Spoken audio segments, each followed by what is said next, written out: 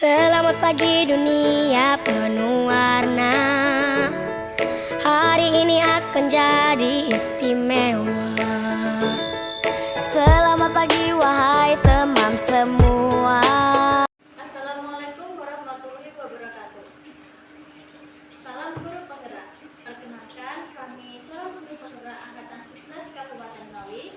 Saya Rizka Ardian Astiana dari SDS Kelas 1 akan berperan sebagai observer. Saya Wahyu Iqbal Firdaus sebagai coach. Saya Umi Wirdatul Aziza sebagai coach. Dan kami di sini akan melaksanakan demonstrasi kontekstual coaching untuk supervisi akademik yang terdiri dari pengamat atau observer, coach dan coaches. Selamat menyaksikan. Bapak, Assalamualaikum warahmatullahi wabarakatuh. Waalaikumsalam warahmatullahi wabarakatuh. Bagaimana kabarnya hari ini? Alhamdulillah sehat, luar biasa. Ya, alhamdulillah Bapak. Saya juga baik. Sebelum kita proses coachingnya di sini, saya berperan sebagai seorang pengamat atau observer yang akan melihat proses coaching Bapak dengan coach nanti. Iya.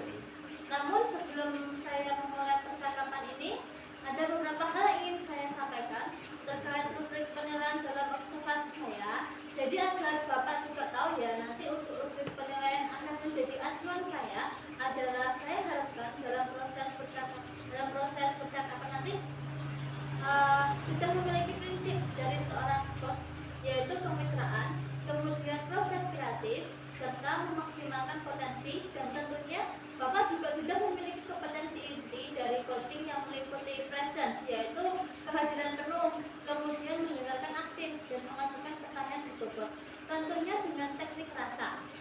Saya juga berharap nanti dalam proses percakapan Bapak ketika melakukan sebuah coaching, Bapak jangan lupa untuk menerapkan alur kata, yaitu tujuan, kemudian rencana aksi, dan juga tanggung jawab. Itu rubrik penilaian yang akan saya jadikan acuan dalam mengamati Bapak. Bagaimana Pak? Bisa dipahami ya? Ya, saya baru.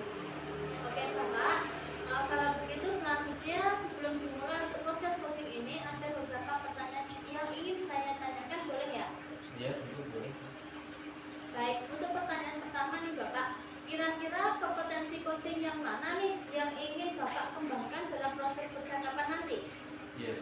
Kompetensi yang ingin saya kembangkan ada dua itu nanti, yaitu mendengarkan aktif dan juga mengajukan pertanyaan berbobot menggunakan teknik rasa. Luar biasa, mendengarkan aktif dan mengajukan pertanyaan berbobot. Dari dua kompetensi ini Pak, kira-kira bagian kompetensi yang mana yang secara spesifik ingin Bapak kembangkan dalam proses coaching nanti? Ya, untuk kompetensi spesifiknya adalah mendengarkan aktif supaya saya bisa menggali potensi coaching saya untuk menemukan solusi yang tepat atas permasalahan yang dia alami. Baik Bapak, memang mendengarkan aktif adalah salah satu kunci agar bisa menggali banyak hal dari seorang coaching. Betul. Nah, untuk yang pertanyaan terakhir Pak, perihal indikator ketercapaian. Kira-kira tolak ukur yang bagaimana nih terkait indikator pencapaian yang ingin Bapak tuju dalam proses percakapan nanti? Begini Bu, indikator keberhasilannya yang ingin saya tuju itu yang pertama adalah nanti dalam percakapan saya akan menerapkan alur cerita secara runtuh. Kemudian saya bisa menggali ide-ide dari coach sendiri agar beliau dapat menemukan solusi atas permasalahan yang beliau temui. Ya Bapak, baik. Semoga dari indikator yang sudah Bapak sampaikan dan prosesnya yang menggali ide-ide solusi dari coaching bisa tergali dengan sangat maksimal ya. Semoga bisa tercapai dalam proses percakapan nantinya. Hanya itu Pak yang ingin saya tanyakan, dan selebihnya setelah ini Bapak bisa memulai percakapan coachingnya, dan saya berharap proses percakapannya nanti bisa berjalan lancar sesuai dengan indikator keberhasilan atau ketercapaian sudah Bapak tentukan tadi. Oke, terima kasih sudah siap ini. Baik, silakan dimulai proses coachingnya Bapak. Oke, siap Bu.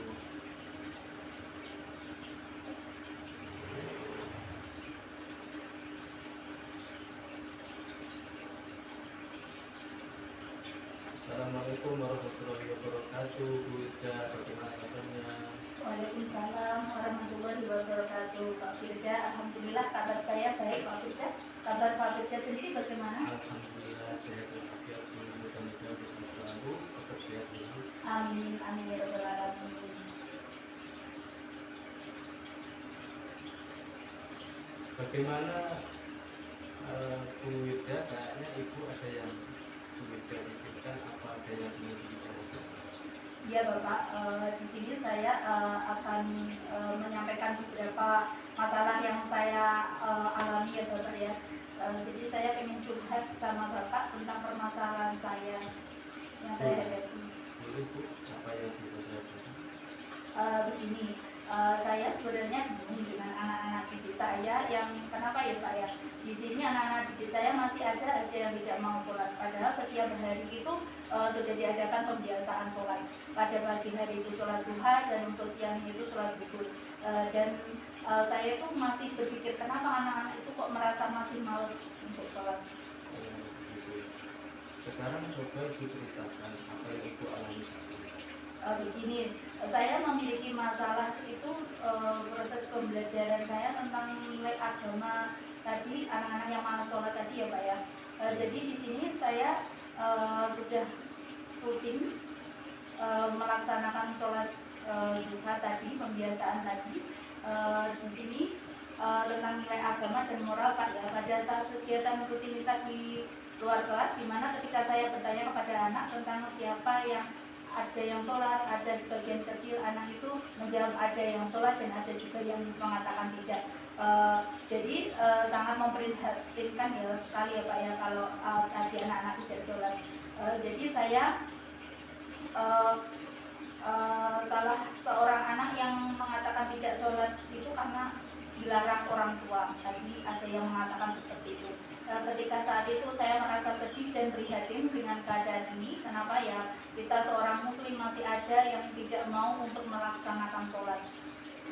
Jadi saya ingin mendapat solusi dari permasalahan ini. Bagaimana ya Pak enaknya? Jadi dari sini saya bisa menangkap permasalahan yang Ibu hadapi, yaitu ada anak yang lupa untuk sholat dan ada orang tua yang melarang anaknya untuk sholat. Jadi ini menjadi permasalahan di dalam proses pembelajaran Ibu tentang nilai agama dan moral. Begitu kan Bu? Iya Pak, betul. Karena menurut saya sholat ini sangat penting bagi anak sejak dini. Dari permasalahan yang Ibu hadapi ini, apa rencana yang akan Ibu lakukan? Saya akan melakukan perbaikan dalam proses pembelajaran saya Pak, agar pembelajaran saya menjadi lebih baik lagi ke depannya. Terlebih dalam pembiasaan salat di sekolah, saya akan mendampingi murid-murid saya sehingga mereka menemukan kesadaran mereka untuk melakukan sholat. Benar sekali Bu. Jadi menurut Ibu, untuk mencapai nilai agama dan moral anak, baik agar anak tersebut mau untuk sholat dan orang tua yang mendukung program pembelajaran kita, serta orang tua juga tidak meninggalkan sholat, seperti apa menurut Ibu? Jadi ini kalau menurut saya, untuk mencapai nilai agama dan moral anak itu lebih baik mungkin kita mulai dengan kita mengajarkan anak itu belajar berwudu, gerakan sholat dan bacaan sholat. Di sekolah juga memprogramkan kegiatan anak sholat duha 1 kali seminggu atau kita setiap pagi yang dilaksanakan setiap hari Jumat misalnya yang 1 minggu tadi atau setiap hari gitu ya Pak. Untuk anak, sedangkan untuk orang tuanya yang melarang sholat tadi mungkin kita mengadakan parenting atau kelas orang tua dengan mengundang orang yang ahli dalam agama, mungkin begitu kali ya Bapak. Di mana dengan kegiatan parenting itu orang tua bisa berpikir bagaimana menjadi orang tua yang ideal dan menjadi keluarga yang bisa menjalankan ibadah dengan baik, karena sholat itu penting bagi kita orang muslim. Oh, jadi Ibu pengen anak itu mau untuk sholat dan orang tua juga bisa menjalankan kewajibannya sebagai seorang muslim untuk sholat dan tidak melarang anaknya untuk sholat. Begitu. Iya benar Pak. Terus bagaimana dengan orang tua yang masih tidak peduli dengan ini? Seperti seandainya ada orang tua yang bilang anak saya mau sholat atau tidak sholat itu kan bukan urusan Ibu. Lalu bagaimana Ibu menanggapi ini? Menurut saya akan mengajak orang tua melakukan refleksi dan berbicara dengan perlahan-lahan dengan orang tua apa yang Ibu dapat dari diskusi kita hari ini? Saya pikir ketika pembelajaran itu kita hanya menjelaskan dan menyampaikan saja kepada anak itu tidak cukup. Seharusnya kita juga mempraktekkan kegiatan pembelajaran ini pada anak. Jadi itu akan lebih baik menurut saya, Bapak. Apa dukungan yang Ibu butuhkan dalam kegiatan ini? Saya butuh dukungan dari kepala sekolah, rekan sejawat, murid, dan orang tua murid. Karena dengan kita berkolaborasi, pasti kegiatan ini akan berjalan dengan baik dan akan berhasil. Bagus sekali Bu. Kita perlu kolaborasi dalam menjalankan ini, karena berkolaborasi ini semua yang berat bisa menjadi. Iya, Pak. Baik. Mudah-mudahan bisa kita diterapkan ya Bu juga.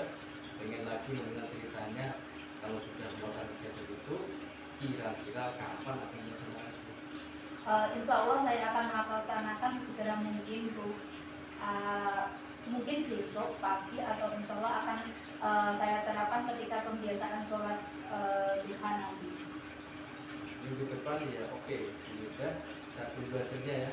Setelah itu mencoba seperti yang dijelaskan tadi, dengan melakukan praktek sholat di sekolah, parenting orang tua atau kelas orang tua, dan melakukan refleksi. Terima kasih banyak atas penelitiannya ya Bu, dan sudah mengajak saya untuk refleksi hari ini. Sama-sama Bapak, saya juga mengucapkan terima kasih karena sudah mau mendengarkan saya curhat. Jadi saya sangat terinspirasi untuk hari ini untuk memecahkan masalah saya. Sama-sama Bu, dan sampai ketemu lagi Bu. Terima kasih Bapak, sampai ketemu lagi.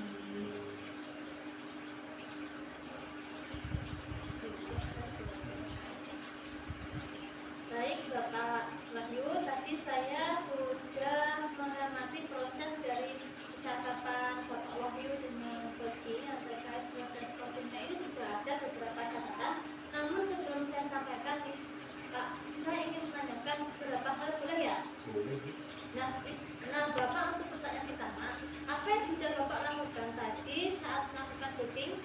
Untuk yang saya lakukan di coaching tadi, saya sudah menerapkan prinsip coaching, yaitu berupa kemitraan, kemudian proses kreatif, dan memaksimalkan potensi coaching. Kemudian untuk kompetensi inti yang sudah saya siapkan tadi, yaitu mendengarkan aktif untuk memberikan pertanyaan yang berbeda. Jadi yang Bapak sampaikan sudah sesuai dengan hasil catatan saya ya? Iya. Jadi di catatan saya, Bapak memang sudah memberikan sebuah prinsip sebagai kemitraan itu terbukti tadi ketika ngobrol merasa setara, tidak ada perbedaan strata. Kemudian Bapak juga sudah melakukan yang namanya prinsip proses kreatif, di mana Bapak berusaha menggali kreativitas dari seorang coach untuk mengeluarkan berbagai solusi-solusi terkait masalah yang dihadapi. Kemudian Bapak juga mengajukan beberapa pertanyaan berbobot agar memaksimalkan potensi dari seorang coach, dan juga Bapak sudah memberikan kompetensi inti sesuai dengan pra-supervisi tadi. Mengharapkan ada dua ya, mendengarkan aktif dan juga mengajukan pertanyaan berbobot. Dari catatan saya, yang sudah saya catat ini tadi sudah terlaksana, dan yang paling penting dari proses tadi saya juga mencatat bahwa Bapak sudah menerapkan percakapan dengan alur cerita, di mana Ibu tadi, Bapak tadi memulai dengan tujuan, kemudian ada identifikasi masalah, kemudian rencana dan tanggung jawab. Alhamdulillah secara gambaran umum dari catatan saya Bapak tadi sudah melaksanakan proses coaching dengan baik, sangat luar biasa. Iya, terima kasih Bu. Nah, ini ada pertanyaan terakhir nih Pak, berdasarkan hasil coaching tadi. Bapak kira-kira kompetensi apa lagi yang ingin Bapak kembangkan berdasarkan proses coaching tadi? Iya Bu, kompetensi yang ingin saya kembangkan adalah kehadiran penuh, yang mana mungkin tadi Kosi merasa ada sedikit unek-unek begitu, kemudian seharusnya saya menggunakan teknik stop agar beliau lebih rileks untuk mengungkapkan permasalahan-permasalahan. Baik, kehadiran penuh atau presence menjadi harapan Bapak agar lebih bisa dikembangkan ya. Dan saya berdoa semoga teknik ini juga bisa segera Bapak maksimalkan dalam diri Bapak. Tidak hanya potensi ini, tapi juga potensi yang lain ya, agar semakin tajam ketika memberikan sebuah pelayanan coaching terhadap mitranya atau coachingnya. Ya, saya juga berharap semoga proses ini bisa menjadi bekal untuk Bapak agar nanti ke depannya ketika memberikan proses coach bisa sesuai dengan harapan yang diharapkan dalam paradigma coaching ini, terutama dalam penyampaian atau pelayanan coach. Bapak tetap berpegang teguh pada alur tirta, jadi alur tirta tetap dilaksanakan terus. Terima kasih Bapak, sebuah proses yang sangat luar biasa. Semoga bisa berdampak bagus untuk Bapak ke depannya. Ya, terima kasih Bu Rizka. Baik Bapak, terima kasih. Saya akhiri. Wassalamualaikum warahmatullahi wabarakatuh.